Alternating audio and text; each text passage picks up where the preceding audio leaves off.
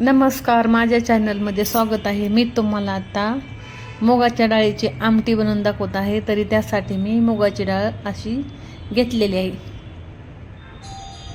मुगाची डाळ स्वच्छ धुवून घेतलेली आहे आणि गॅसवरती कढईमध्ये पाणी गरम करण्यासाठी उकळण्यासाठी पाणी ठेवलेलं आहे। आता ती मुगाची डाळ आपण कढईमध्ये टाकून घेणार आहोत।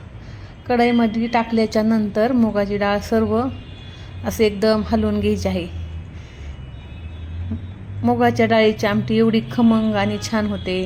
तुम्ही पण अशी आमटी करून पहा। आता उकळत्या पाण्यामध्ये डाळ पूर्ण टाकून घेतलेली आहे आणि अशी 10 मिनिटं शिजून द्यायची। 10 मिनिटाच्या नंतर त्याला थोडंसं तेल टाकायचं मध्ये, म्हणजेच ती वरती जात नाही। आता तेल टाकून मी 10 मिनिटं अशी डाळ शिजून देणार आहे आणि चांगली मऊ एकदम छान अशी डाळ शिजून घ्यायची आहे। डाळ चांगली शिजल्याच्या नंतर मग तोपर्यंत झाला आता आपण आमटीला मसाला कोणता वापरणार आहे ते पण सांगते तुम्हाला पुढे। मी कांदा, खोबरं, आलं, लसूण हे भाजून अशी बारीक वाटण थोडंसं केलेलं आहे। एकदम कटाच्या आमटीसारखी छान अशी आमटी झटपट तयार होते।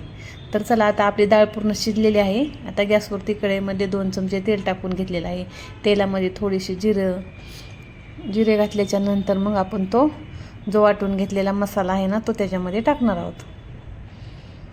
तुम्हाला आमटी किती बनवायची आहे त्याच्यानुसार तुम्ही कांदा खोबऱ्याचं वाटण बनवा।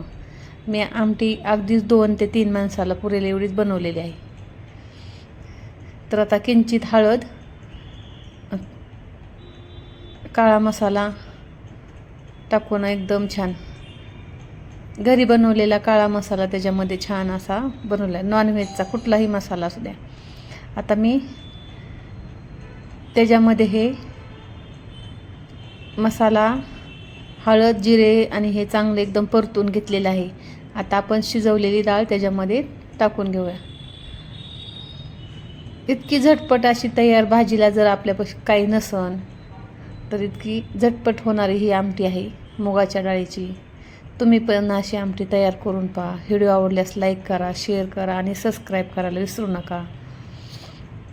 तर चला, आता आपण पूर्ण शिजवलेल्या डाळीचा कट त्याच्यामध्ये टाकून घेऊया। मुगाची डाळ पूर्ण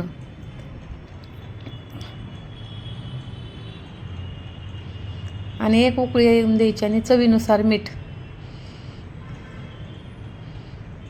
आता एक उकळी आलेली आहे आणि थोडीशी त्याच्यामध्ये कोथिंबीर, मीठ टाकून एकदम हलवून घ्यायचं आहे आणि थोडीशी बारीक चिरलेली कोथिंबीर टाकून घ्यायची आणि आपली आमटी तयार झालेली आहे।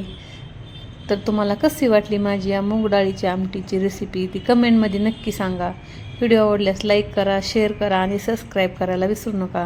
व्हिडिओ शेवटपर्यंत पाहिल्याबद्दल धन्यवाद।